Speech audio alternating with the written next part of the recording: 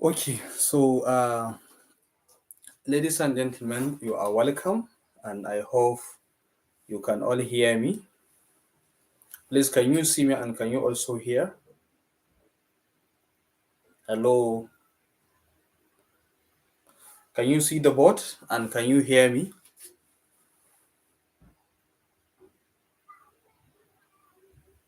Hello,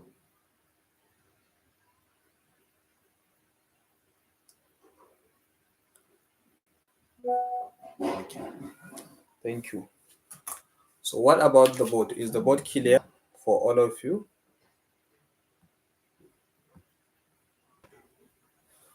Okay, so good evening. So actually, ladies and gentlemen, in this video, in this tutorial, or in this class, we are going to look at the concept of water, acid, base, and salt. Water,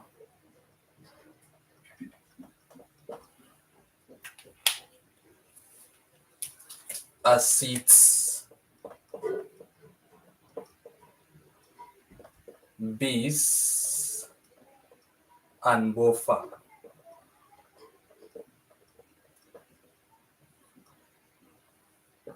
So this is what we are going to discuss in today's class. So first, we are going to start with water. What is water? Water is the most abundant molecules that are found on Earth and also in the body of living organism. So on Earth and living organisms,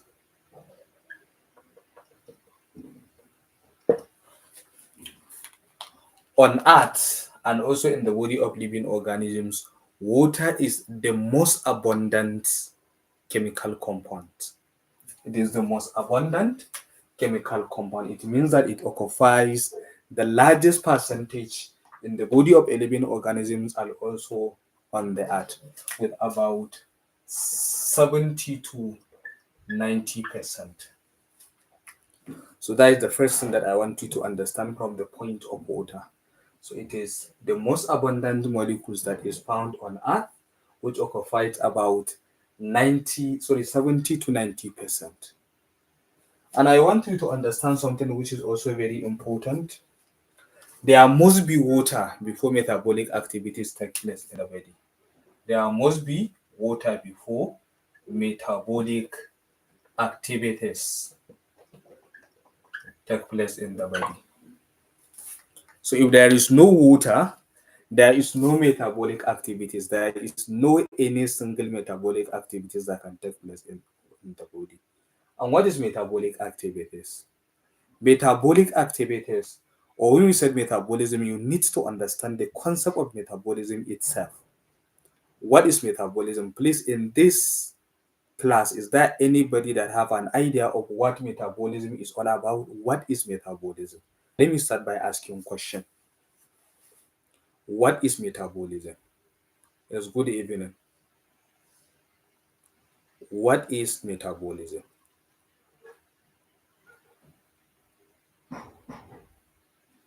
Yes, I'm asking. So when we said metabolism in a simple term, metabolism in a simple term is a sum total of all okay. Let me see. Metabolism is a set of chemical processes in the body that convert food into energy and building materials for growth and repair. Naima Mukhtar, you have actually tried, but when we said metabolism in a simple term, is the sum total, of all chemical reactions that are taking place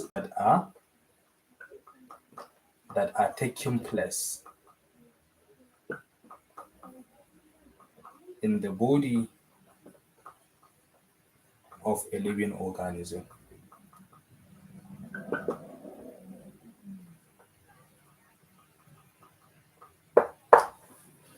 So you see, when we said metabolism from the definition, as I said, it's a sum total of all chemical reactions that are taking place in our body.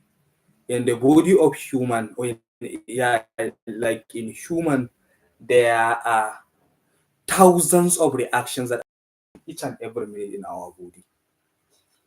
And these reactions that are taking place in our body is what actually make all living organisms to survive and also to maintain normal physiological state. So any problem with any reactions can actually lead to a disease. Like for example, as I'm talking now, I'm talking because there are a number of reactions that are specific for the speech process. As I'm seeing, as you are seeing me, there are a number of reactions that are taking place in our body.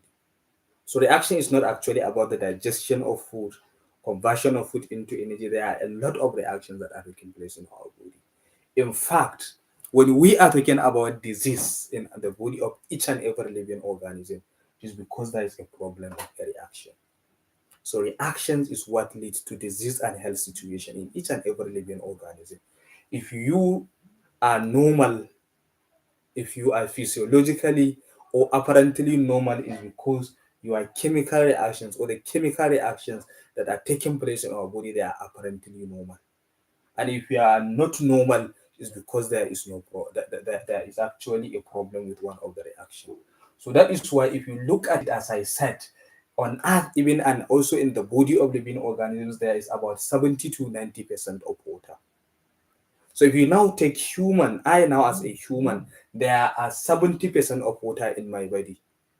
And that is why sometimes if there is actually a low amount of water in your body, so there will be problem with some of these reactions. That is why you are giving patient drips.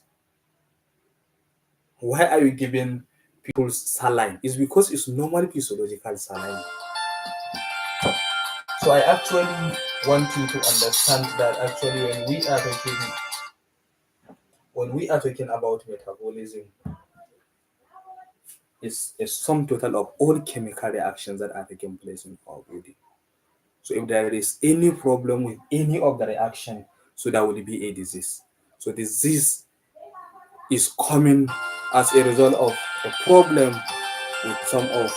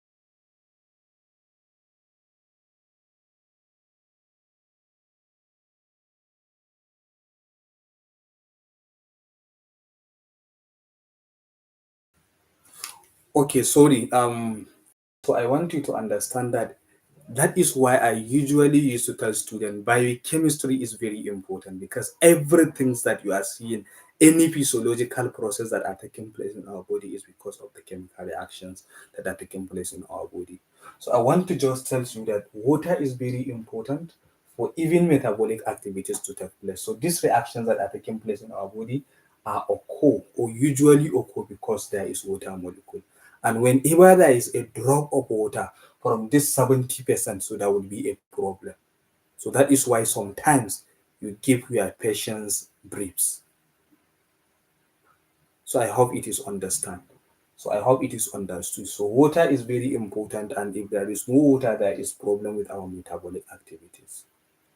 So that is just actually the general introduction that I want you to understand at this point. So when we are talking about metabolism, is a sum total of all chemical reactions that are taking place in the body of a living organism. And of course, when there is any problem with amount of water in our body, then there will be problem with these metabolic reactions. So that is actually the most important thing that I want you to understand at this point. So the next thing is actually the properties of water. That is the next thing that we are going to look at. What are the properties of water?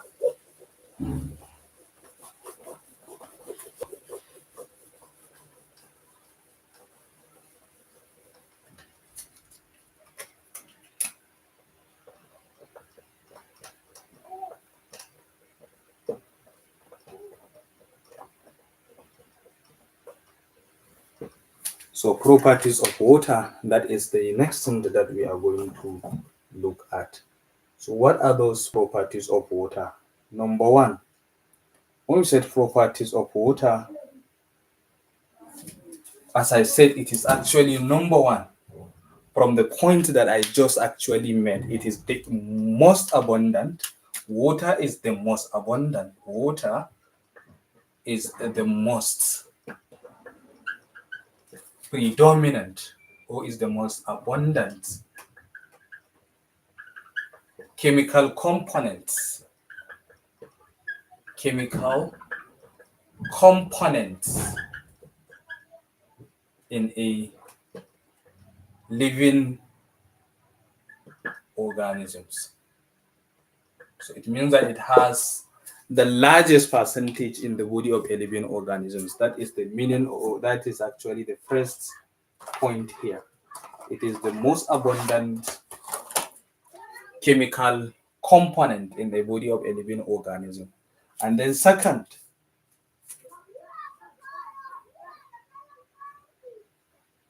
most chemical reactions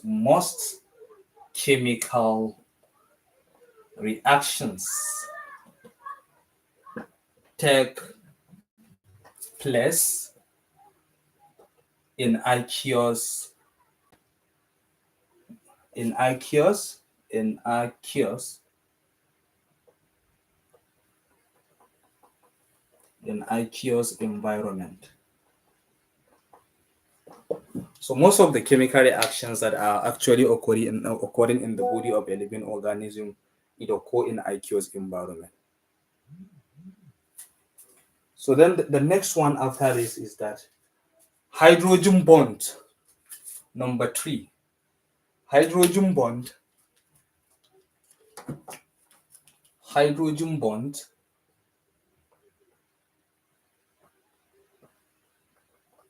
holds the oxygen and the hydrogen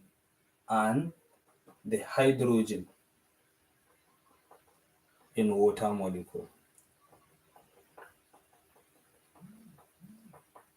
So if you ask actually at this point, what types of chemical bonds that holds the atoms in water molecules? So the answer is hydrogen bonding. So what is hydrogen bond? A hydrogen bond is a bond between hydrogen and the most electronegative element. So that is what you call hydrogen bonding. It's a bonding between hydrogen and the most electronegative element. So actually, whenever there is a bond between hydrogen and the most electronegative element, in chemistry, we have three most electronegative elements. Please, who can mention them? What are the most electronegative elements? Who can tell me number one?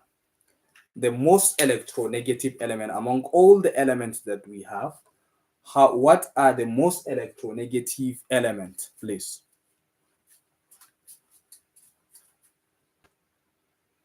What are the most electronegative elements?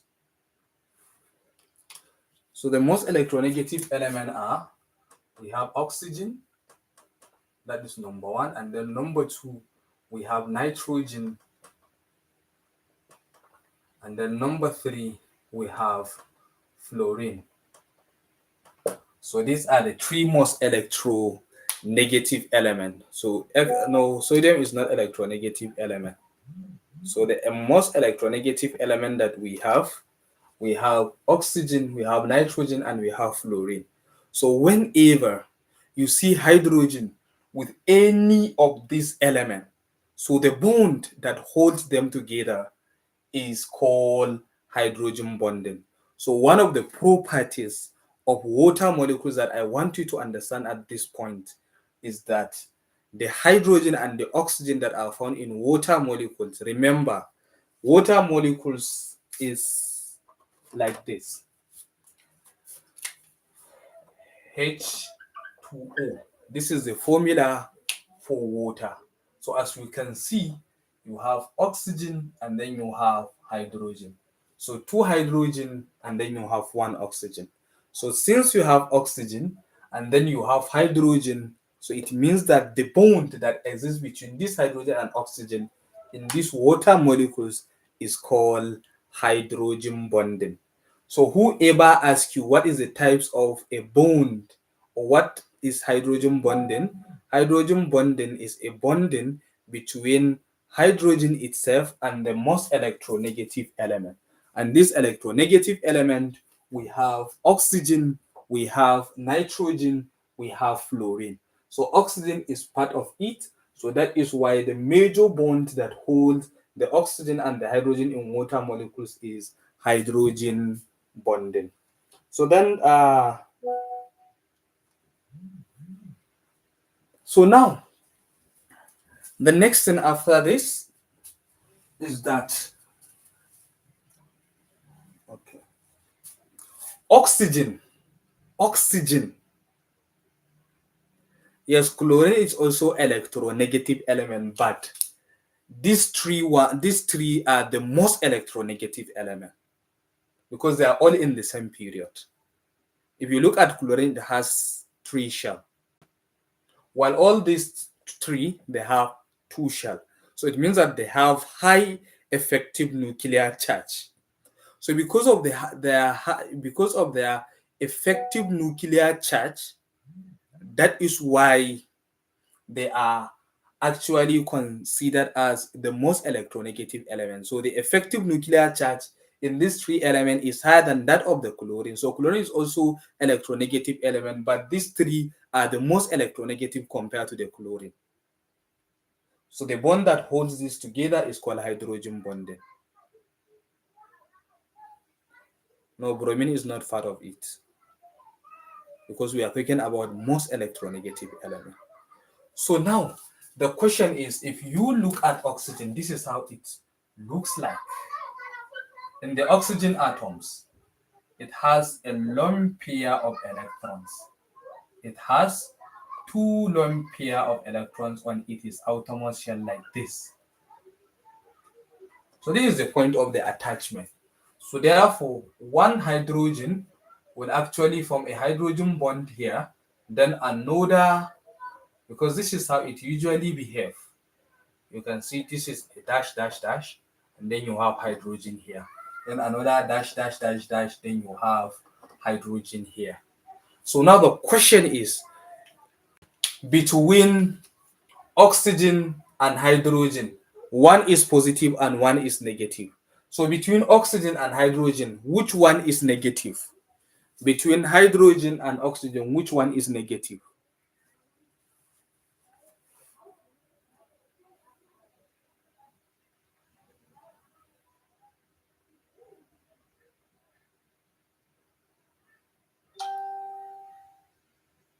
Excellent. No, no, no, no. Oxygen is electronegative. Oxygen is electronegative. And let me explain how to know whether element is going to be negative or positive.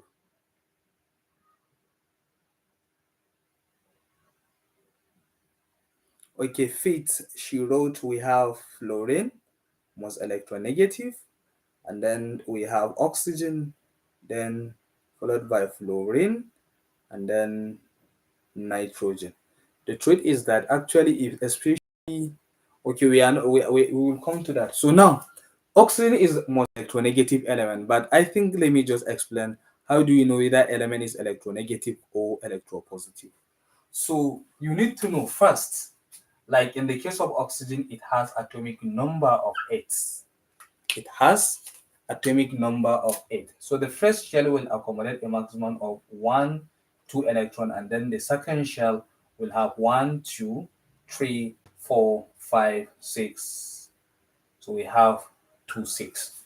So ladies and gentlemen, I want to tell you that apart from the first shell is the one that always accommodates a maximum of 2 electrons, while the second shell always accommodates a maximum of 8 electrons. So in this situation, or at this point, if you can see clearly, the number of electrons on the outermost shell here in oxygen are 6. So meaning that it needs 2 electrons to become 8.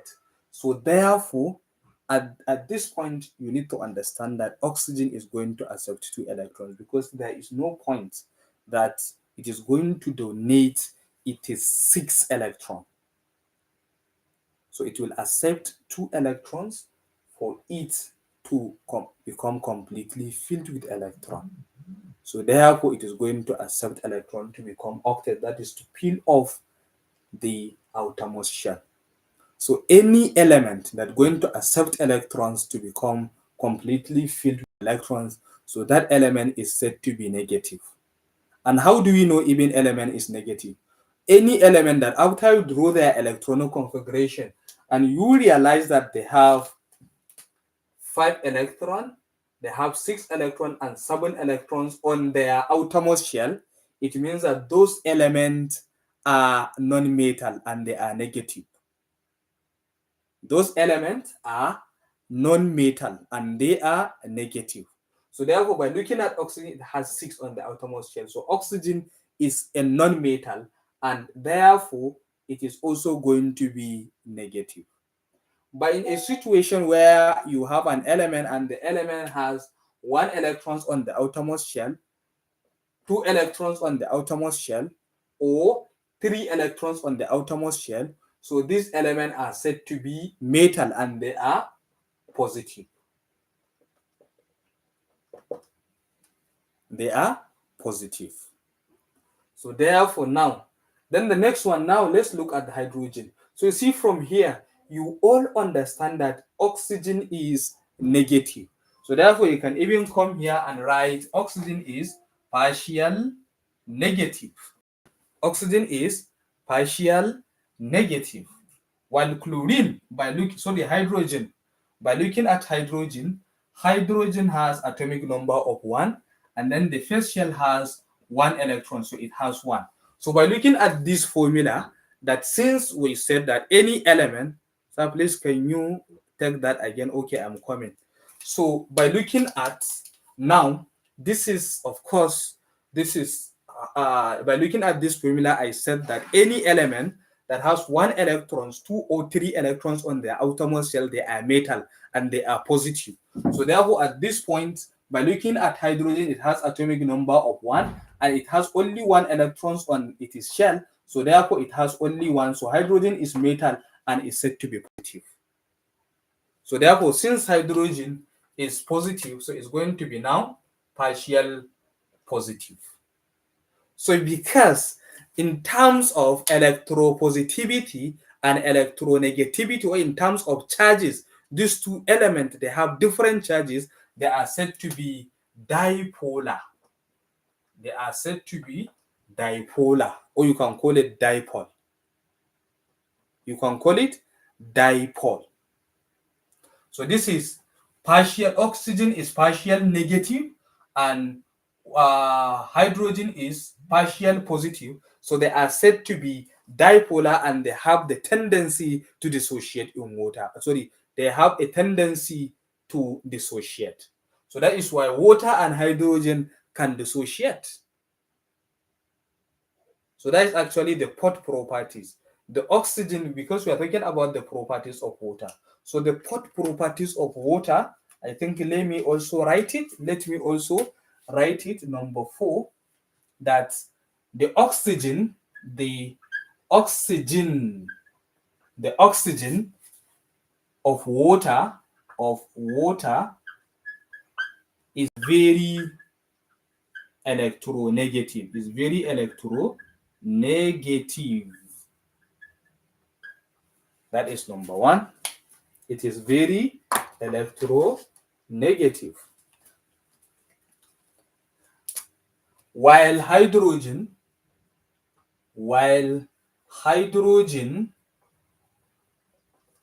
is electropositive. So therefore, water is dipolar. So because of this, water is dipolar. Water is dipolar. Water is dipolar. So water is dipolar.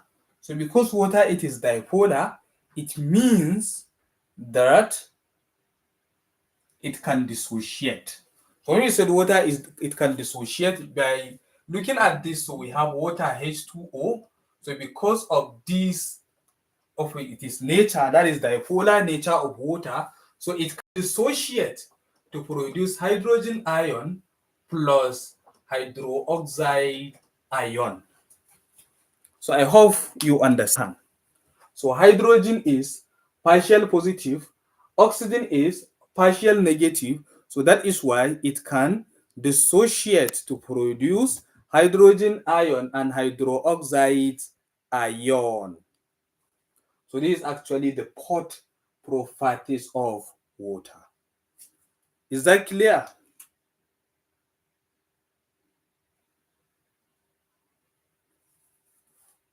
So then the next thing that we are going to look at is biological importance of water. So now we look at the properties of water. Don't forget that today, I hope you all have your calculator close to you. So we are going to do some calculation because it require these topics, these are the things that we are going to look at: water, acid, base, and buffer.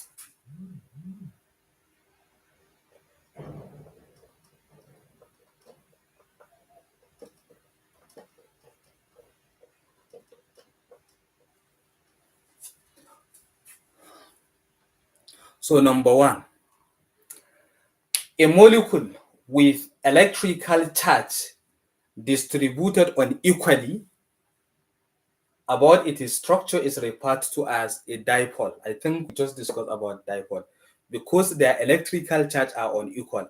One is positive and one is negative. So that is why they are water molecule is considered as a dipole. And then the strong dipole and high dielectric constant of water enables it to dissolve large quantities of charged compound. So you see, understand this. The strong, all this is in your not in your material. All this is in your material. So therefore, I think I will try as much as possible to minimize the write-off. The strong dipole and high dielectric and the strong dipole and high dielectric and high dielectric constant of water. So please get it. Remember, when we said water, I think you all have this general knowledge that water is a universal what? Who can the remaining what? Is called universal what? Who can complete it? Water is called universal. Water is called universal. No, not dono. Water is called universal. Excellent, excellent. It's called universal solvent. So now you will know the reason why water is called universal solvent. The reason is because water has a strong dipole. Water is called universal solvent because it has a strong dipole. So what makes it to have a universal dipole is because number one, it has very strong electronegative element, at least electropositive element, that is hydrogen. So hydrogen is least electropositive element, while oxygen is a strong electronegative element. So that is what make water molecules to have a strong dipole and high dielectric constant. So this high dipole and high dielectric constant of water is what make water to dissolve a large quantity, to dissolve a large quantities of charged charged compounds. So I hope you are following. So water is called universal solvent. Why? Is because it has a strong dipole and high dielectric constant. That is why it can dissolve a large quantities of charged particles. And what are the examples of these charged particles? We have number one, like sodium chloride. The normal salt that we are using for cooking is a charged compound because sodium chloride can dissociate to produce sodium ion plus chloride ion. So that is why it is called universal solvent. So do you now understand the reason why water is called universal solvent? Is because of strong dipole and high dielectric constant.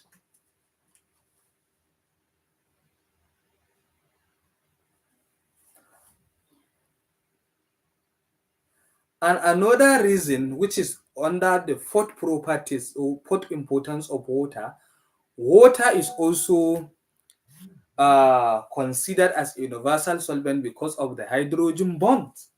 So the hydrogen bond, the hydrogen, the hydrogen bond in water, the hydrogen bond in water molecules also also enables enables it to dissolve large organic compound, large organic compounds. So you see, I want you to be understand or to be following this, because water at the same time it has a very strong hydrogen bonding. So that is why you see what are the kinds of molecules or compounds that can be dissolved by water. One, it can dissolve, as you can see, it can dissolve charged compounds. And why does it dissolve charged compound? Because of strong dipole and high dielectric constant. And because of this hydrogen bond, it also dissolve a large organic compound. So it means that it dissolves both organic compound and charged compound. So when we say charged compound are compounds that are formed by electrovalent bonding, while large compound are organic compound are compound that are formed by covalent bonding. So that is actually the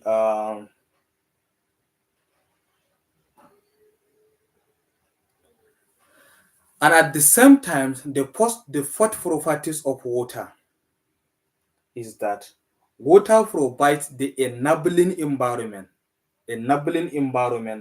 for macromolecules to achieve stable structure in solution. So you know that we have macromolecules. Please let me ask this question. What are the macromolecules? Who can give me examples of 4 major macromolecules? Please write them on the comment section. Yes?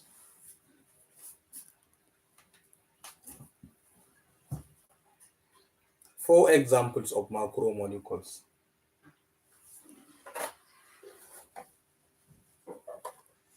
Lipid 1, Chiamaka. Okay, I want to tell you that this is my second YouTube channel. This is not actually the major YouTube channel where we usually do this kind of classes. It's because I have all these videos in my other YouTube channel. So that is why I decided to do this live class in this YouTube. So this is where I usually do anatomy classes. So if you know that you didn't subscribe to this, so you can click on subscription. You can click on subscribe, so that at least whenever there is any related information, you can see it at any time, and then you can watch and get the general knowledge. So in this YouTube channel, I have anatomy videos for 200 level per semester, 200 level second semester, and then 300 level per semester. So I have all those videos here.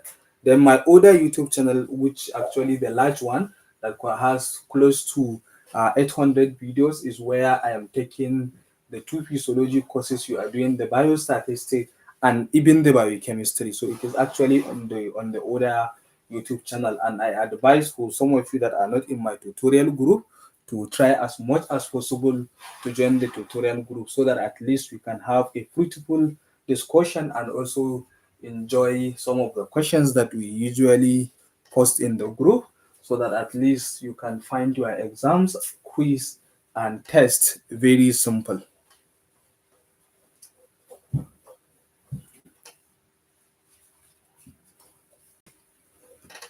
So excellent. So these are the macromolecules: carbohydrate, proteins, lipid, and nucleic acid. So I want to tell you that at the same time, one of the importance of water molecules is also provides an enabling environment for these macromolecules to achieve their stable structures. So these are actually some of the importance of water. So we are not going to talk much, because at this level, this is what you need to know. So all this information is there in your material, and you can still watch the video, so that at least you can have the explanation. And then, of course, the next thing that we are going to look at is acids.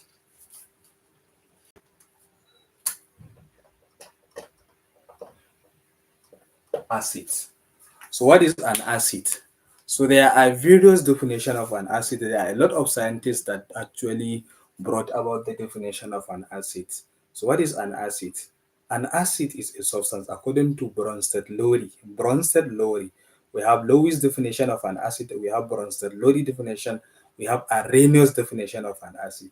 So we have different definition. So according to Bronsted-Lowry, he defined an acid as a substance that dissolve in water to produce hydrogen ion as the only positive charge ion. So that is what I want you to understand. So an acid is a substance that is any substance, any chemical substance, that when you dissolve it in water, it gives you hydrogen ion. So that is what you call an acid. An acid is a substance that whenever you dissolve it in water, it will give you hydrogen ion. Like for example, this is H2SO4. So when you dissolve this in water, dissolve this in water, so it will give you a hydrogen ion plus SO4 2 minus. So whatever I think the definition is simple. You don't need to confuse yourself, that any substance, any chemical substance, or any substance that when you take it and put it inside water, or you dissolve it in water, it will give you hydrogen ion. That is what you call an acid. Please, sir, how can I get the material, sir? Okay, I will send you after the class. So what is an acid? Any substance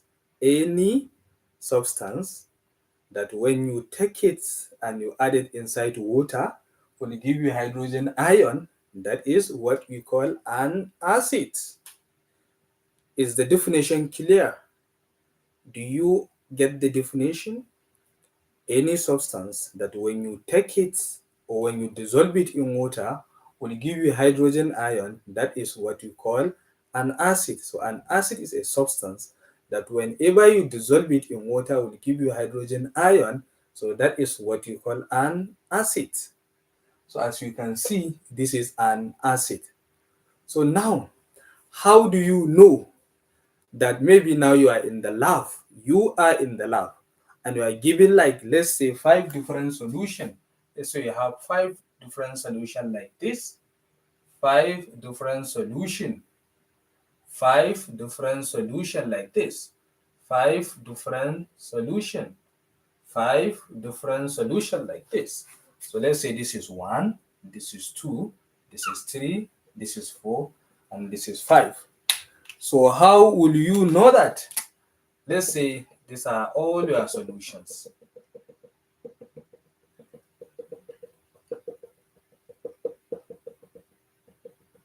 So if you bring all this to the lab, if you have all this in the lab and you ask to identify which one is acid and which one is not an acid.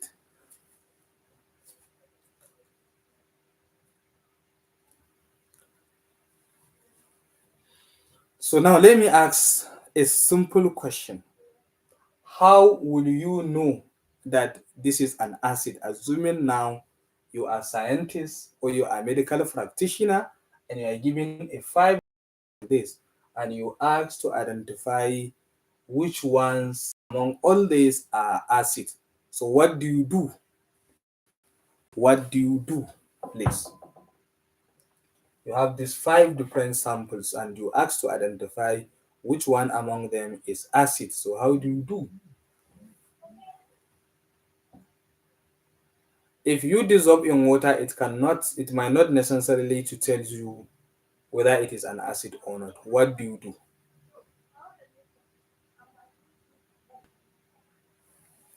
Ilo Mariam, what do you do? Litmus paper. Excellent, excellent, excellent. You use a litmus paper. You use a litmus paper.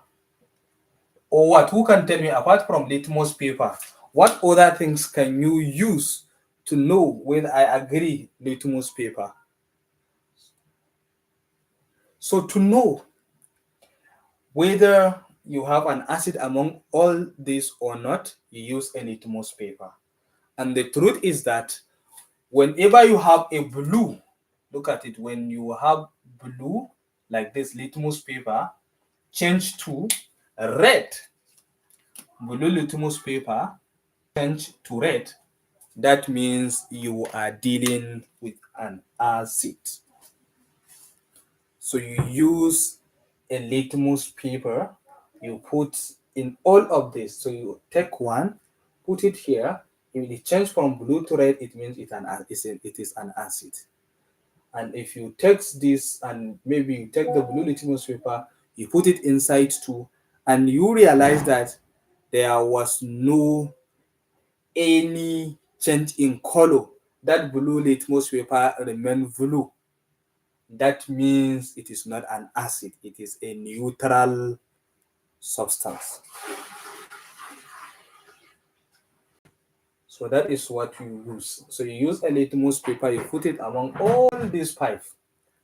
If you put them and you realize that there is change of the litmus paper from blue to red, it means that you have an acid. And if there is no any change from blue to red, it means that you have a neutral solution. So litmus paper can only tell you whether you have an acid or not.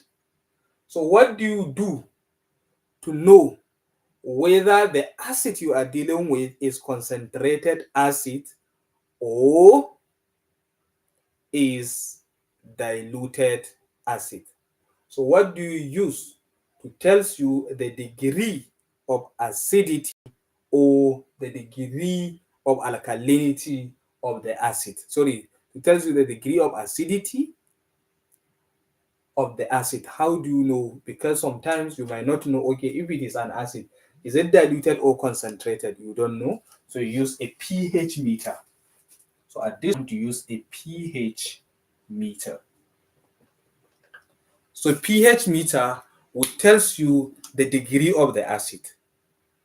And very importantly, the pH of an acid is between 1 to 7. So I think at this point, you need to know what you call a pH scale. pH scale. A pH scale is a scale that you use to know the degree of acidity or alkalinity of a substance. So generally, pH has a range. It has a range of 1 to 14. So let's say this is the pH. Let me take it like this. This is the pH. So you have 1 here, you have 2, you have 3, you have 4, you have 5, you have 6, and then you have 7. And this is 8, this is 9, this is 10, 11, 12, then 13, this is 14. So from here to here, with the pH, it will tell you the degree of acidity. It will give you the degree of acidity. And then from here to here, it will give you the degree of alkalinity. And then, of course, when if it is actually 7, it means that it is neutral. So at 7, it is neutral. So now, what does that mean? So the degree of acidity, as you can see, look at this arrow. Look at this arrow. The degree of acidity is increasing with decrease in pH. So as the pH decreases, the degree of acidity increases. And then if you have bit as this for the alkalinity, as the pH increase, then the degree of acidity increases. Let me ask a simple question. Let's say you have a pH of 1, option B, you have a pH of 3, option C, you have a pH of 4, then option D, you have a pH of 6. So if you ask, these are the options. You have option 1, 2, 3, and 4. So option A is 1, option B is 3, option C is 4, option D is 6. So among this, which one is the most acidic? Which of the acid is the most concentrated and the most acidic? A, B, C, D. Which one? A or B? Excellent. The answer is A. So it tells you the degree of acidity. So then the next thing now. So if it is 7 is pH, so if it is 7 is neutral, above 7 is alkaline. So ladies and gentlemen, I hope you understand this concept. So now the next thing that we are going to look at is a types of acids. Types of acids.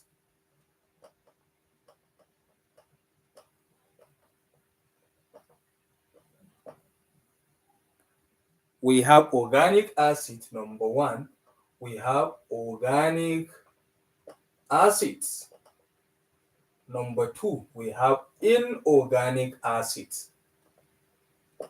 Someone will keep saying, what is the importance of this pH in biochemistry? Or what is the importance of this pH in as a nurse? So we'll see. So we have organic acid and inorganic acids. So I think what is the difference? Organic acid are acids that are obtained from a living organism. That is why it is organic. Who can give me examples of organic? The acids that are obtained or in generally a living organism.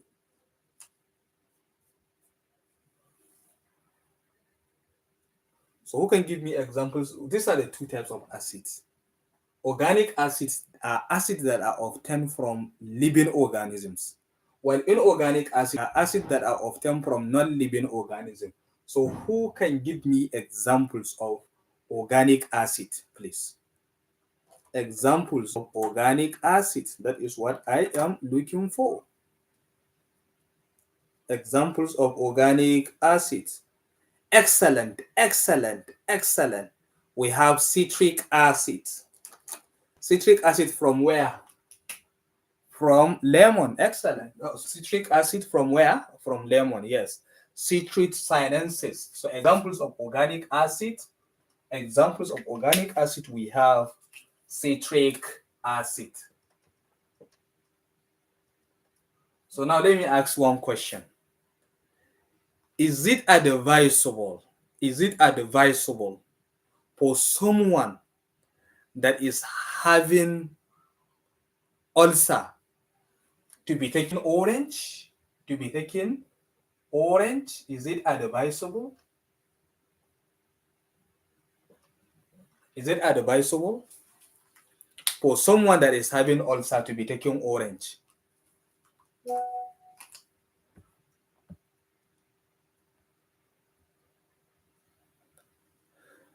Is it advisable for someone that is having ulcer to be taking orange? So why?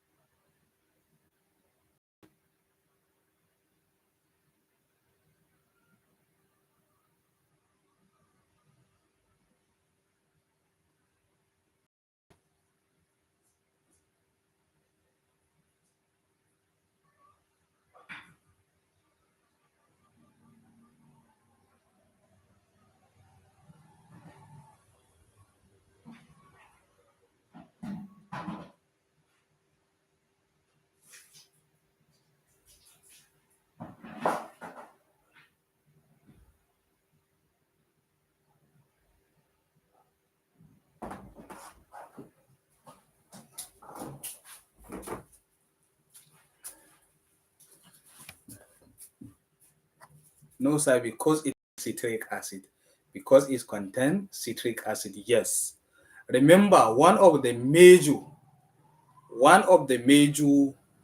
of course, substances that increase the pathogenesis as well as the crisis of an ulcer is hydrochloric acid, which is found in the stomach. And it's because of the stomach, sorry, it's because of the hydrochloric acid in the stomach. That is why even the pH of the stomach itself is 2.5. The HCl, hydrochloric acid produced by the parietal cells, is what make even the stomach to be highly acidic. So whenever you are having an ulcer, it is not advisable to advise any of your patients to be taking an orange because it highly rich in citric acid. So that is what I want you to understand. So what will you advise such patients to be taking in order to reduce the crisis of the acid? That is why at that point you advise them to be taking alkaline food. Alkaline foods. Why alkaline foods? It's because some of these alkaline foods, they are rich in alkali. So if someone is having ulcer, so you advise that individuals to keep taking an alkaline food so that those alkali in the food will neutralize these hydrochloric acids. Because remember, hydrochloric acid is an acid, and you have an alkali in an alkaline food. So remember, an acid and base react to produce salt and water. Excellent alkaline food. So alkaline food is always advisable. That is why you are given an antacid. Why are you given an antacid? Is because they are neutralizing the acid. So sometimes, ladies and gentlemen, I think if we are still, because usually when we started a tutorials, for those of you that are not in my tutorial group, I advise you to join. So if you are in my tutorial group, currently I am doing tutorial for 300 level per student, and they are doing nutrition. So it's from nutrition that you will be able to understand that it is not in every disease that you will be advised or that you will be putting your patient on drugs, because drugs itself is even a problem. It's toxic. We don't need to be taking drugs anyhow. So drugs is toxic. So that is why, as a nurse, you need to have a knowledge of nutrition so that you will have an idea of how some nutrient will cure or will give a remedy to some certain diseases without taking drugs. That is why, in fact, that is why in each and every hospitals you will see that there are nutritional, or there is nutrition unit. Because number one, you need to look at the disease. Like if the disease is immunocompromised, it is like HIV. So sometimes you need a food that is immune booster. You need immune booster. So there are food that are immune booster because they are highly rich in molecules that boost our immunity. So that is what I want you to understand.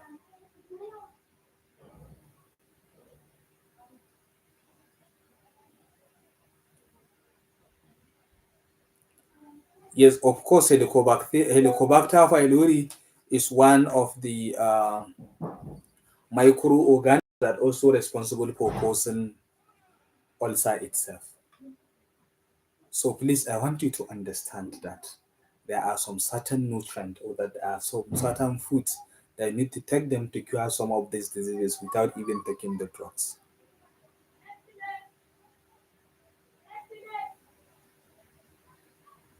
Like ascorbic acid is a vitamin C. It has been known that ascorbic acid is very important in boosting immunity in our body. So if there is infections, you can advise somebody to be taking ascorbic acid or food that are rich in ascorbic acid.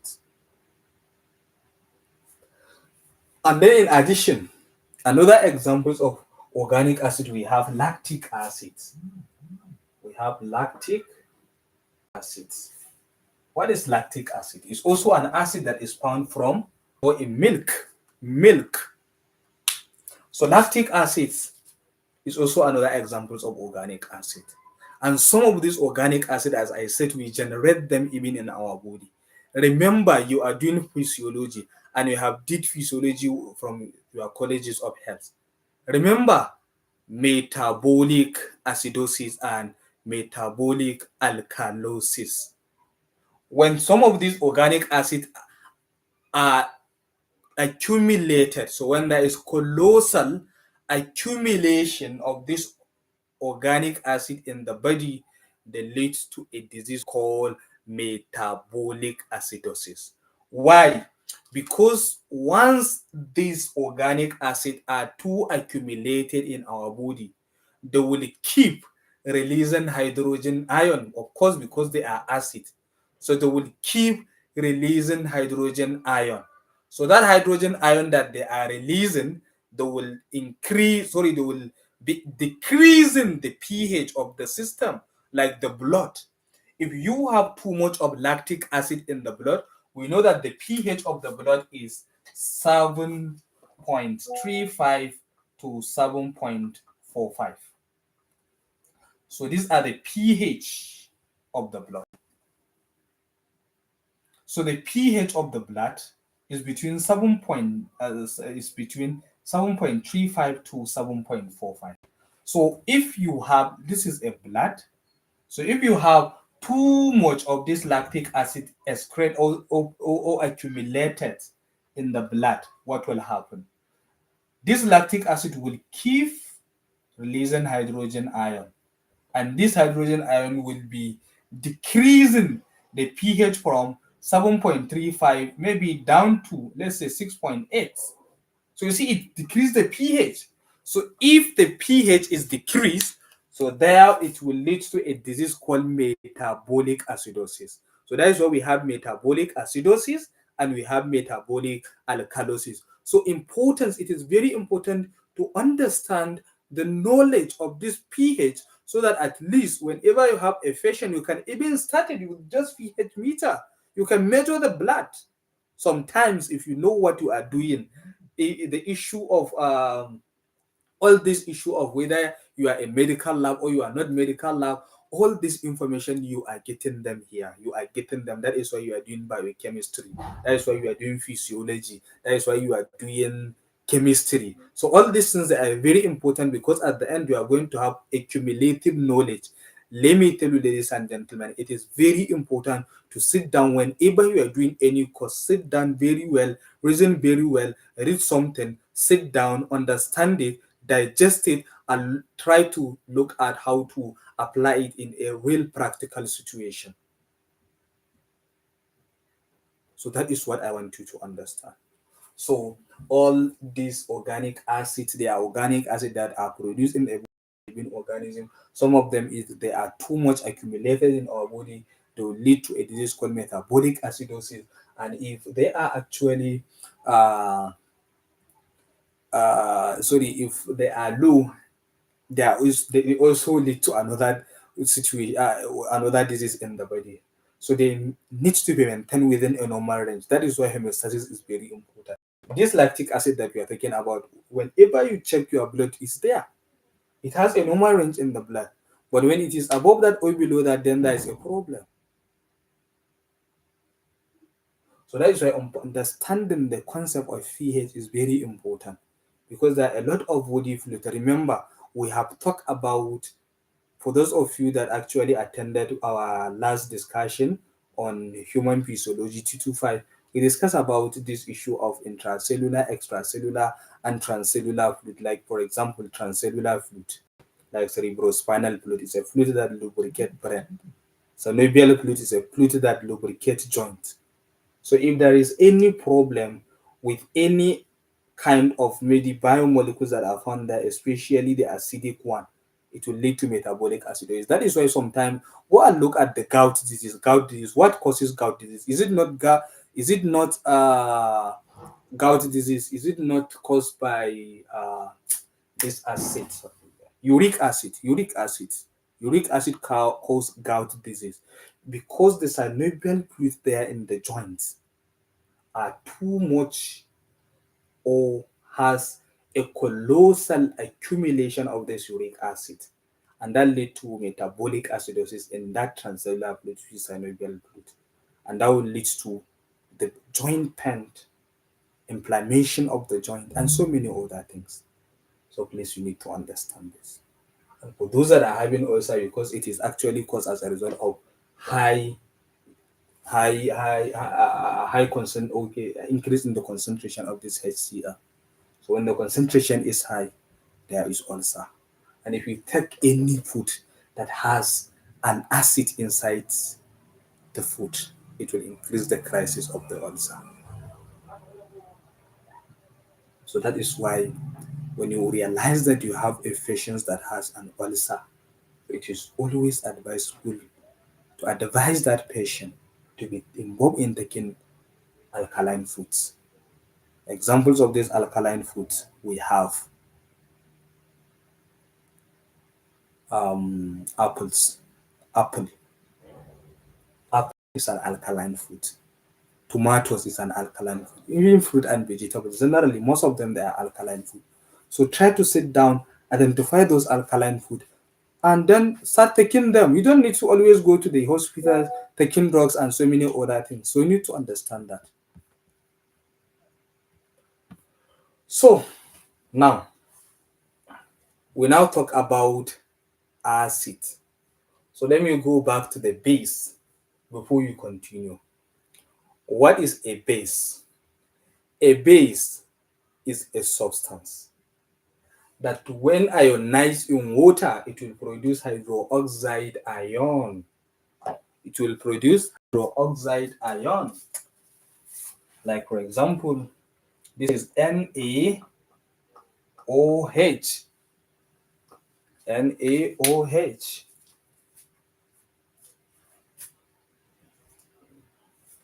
NaOH.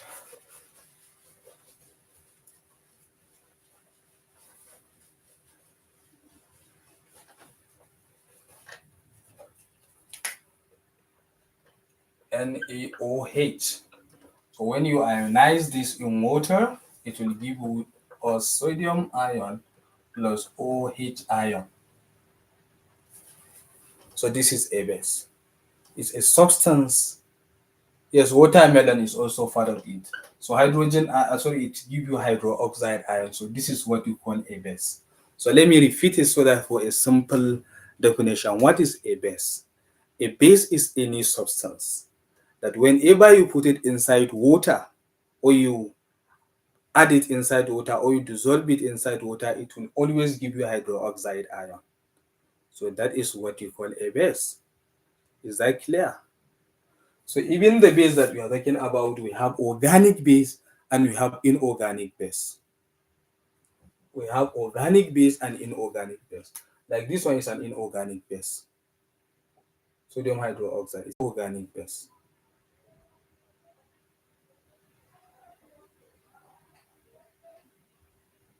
So we have many of them. Inorganic base are based from non-living organism. Organic base are those from living objects. So then, I don't want to waste too much time. Of course, we talk about the pH. So the higher the pH in terms of alkali, the higher the alkalinity. So now the next thing is pH. So what is pH? What is pH? pH. This is how to write pH. Small letter P and capital letter H. So what is pH? pH is the negative logarithm. Is the negative logarithm of hydrogen ion concentration.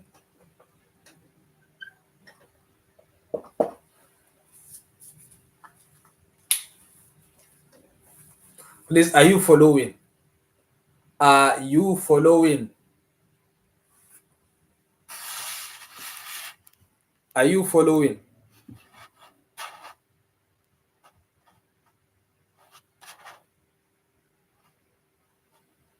Okay.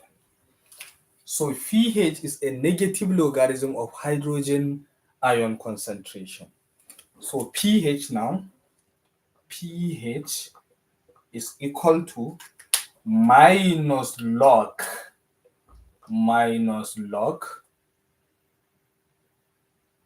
hydrogen ion concentration, and usually the base is 10.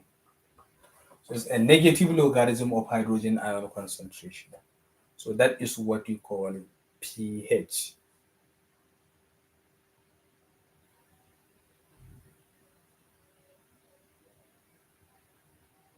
So I have so many videos that I can send to you and you can watch, and then from there you will be able to understand how to do some of this calculation.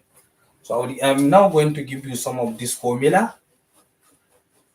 Like for example, we have pH and we have POH. So what is the difference between pH and POH?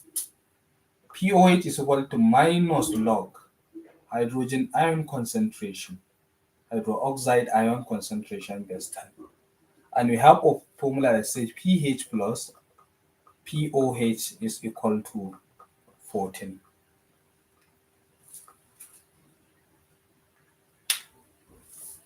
So please keep writing all these formulas. So I'm now going to solve like 1 or 2 examples, and then we will stop here. Then I'm going to send you videos that are involve only calculation of pH and the POH. They are straightforward. So let's say now if the hydrogen ion concentration, let me give example here.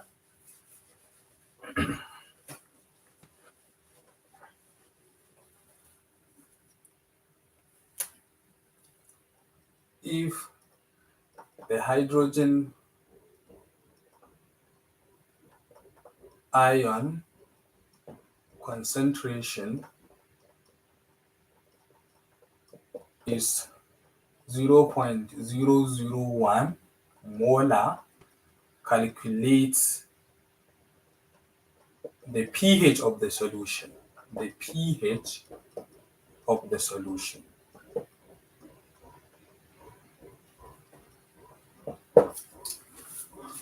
So you see, if the hydrogen ion concentration is 0.001 molar, calculate the pH of the solution. So how do we do this? So we are now going to say solution. So we are already given hydrogen ion concentration. So therefore the hydrogen ion concentration is equal to, look at it. This is 0.001 molar. I think you can make this one to standard form.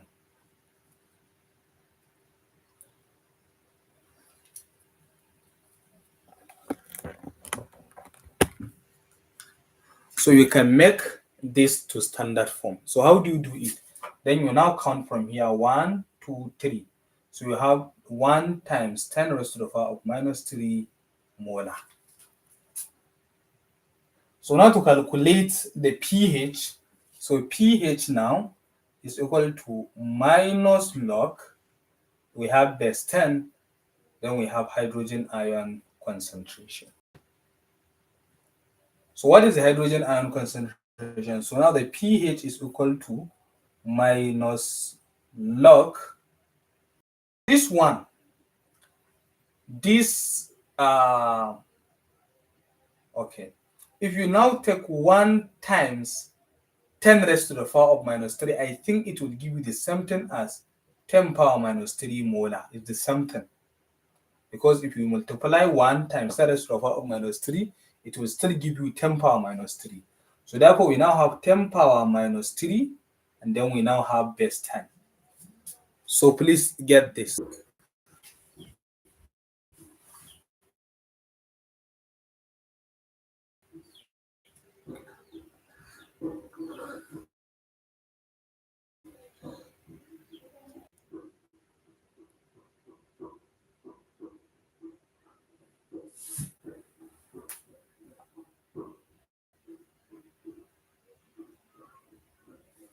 Okay, so you see,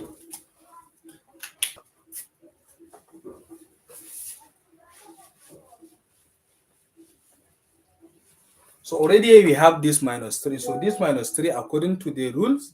So I'm now going to take it to the other side. So therefore now we have pH now is equal to minus 3 times minus. We have minus 3 here times minus is going to give us 3 log 10 base 10. Please, do you understand? So we now have log 10 base 10. And then there is another rule which says any log equals to its base is 1. So if we have log 10 base 10 is the same thing as 1. Log m base m is the same thing as 1. Log k base k is the same thing as 1. So therefore here we have 3 times log 10 base 10 is 1. So therefore 3 times 1 is going to be 3. So this is the answer. So ladies and gentlemen, it is time for prayer. So this is where I'm going to stop. I hope you enjoy the lecture. Please, I'm going to advise you, please, for those of you that are not in my tutorial group, try to join. Try to join. If it's possible, try to join the YouTube membership. It's not a waste of time. It's not a waste of money. It's not a waste of data. It's about how you are going to pass your courses. If you know that you are not in the group, try to talk to me so that I will join. I will add you in the group. And if you didn't register with the YouTube channel, please, I advise you, it's not compulsory. It's not compulsory. Biochemistry is free, but I'm talking about the biostatistic courses. I'm talking about the two physiology courses and anatomy courses that I'm taking tutorial. So if you are not in the group and if you did not join the YouTube membership, please try to go and join the YouTube membership. We are even going to start having live classes for anatomy, for the physiology, for two physiology and the biostatistic. So I want to tell you that they are very important, and very soon we are going to start solving past question paper for the biochemistry and the four other courses. So for the four other courses, the anatomy, the biostatistic anatomy, human physiology 227 and human physiology 225, if you are not a member or you are not in the tutorial group, it means that you cannot have access to that. So thank you very much. Thank you very much, ladies and gentlemen. See you next time. So we can all go and pray. So till next time. Thank you. But I'm thinking tomorrow, for those of you that are interested, so please put tomorrow we are going to have a tutorial on I think it's anatomy tomorrow. I will check and confirm. I think it's anatomy. Yes, it's anatomy. So we are going to have anatomy live tutorial tomorrow, live tutorial on anatomy. So thank you very much and see you next.